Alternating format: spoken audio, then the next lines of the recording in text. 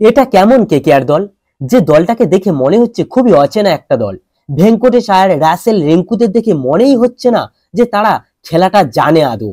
আর একটা গুজরাটের বিপক্ষে হেরে প্লে অফ কিন্তু আরো কঠিনও করে ফেললো কলকাতা নাইট রাইডার্স।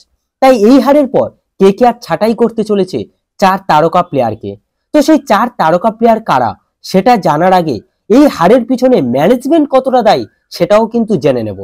আঙ্ক্রিস রঘুবংশীর মতো একজন খেলোয়াড়কে কেন 9 নম্বরে নামানো হলো তা কিন্তু অনেকেই বুঝে উঠতে পারছে না।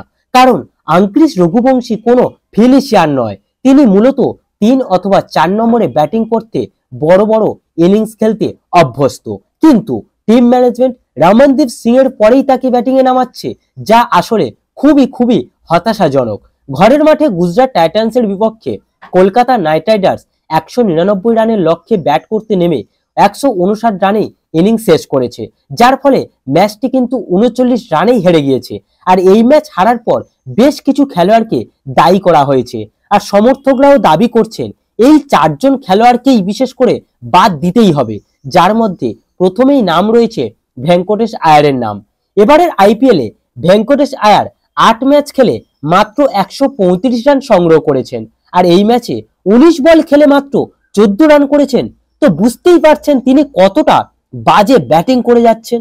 তো তাই তো তার পরিবর্তে মনীষ পান্ডেকে প্রথম একাদশে সুযোগ দেওয়া হোক, এই দাবি করছে কিন্তু সমর্থকরা। এরপর নাম রয়েছে রিঙ্কু সিং এর।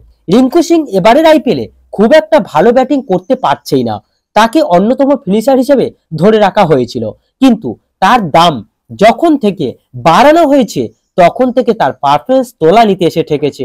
এবারের আইপিএলে 8টা ম্যাচ খেলে মাত্র 133 রান সে করতে পেরেছে, আর এই ম্যাচে 14 বলে মাত্র 17 রান তিনি করেছেন। এরপরেই রয়েছে কিন্তু আন্দ্রে রাসেলের নাম।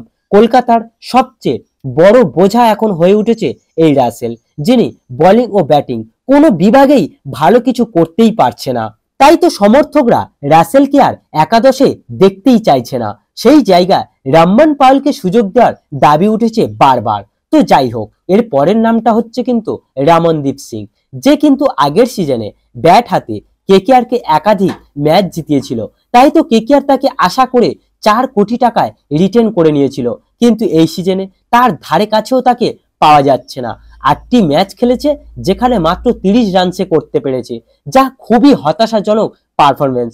তো এই 4 জনকে ছাড়া তোমরা আর কাকে কাকে একাদশের বাইরে দেখতে চাও সেটা অবশ্যই কিন্তু কমেন্টে জানিয়ে দিও।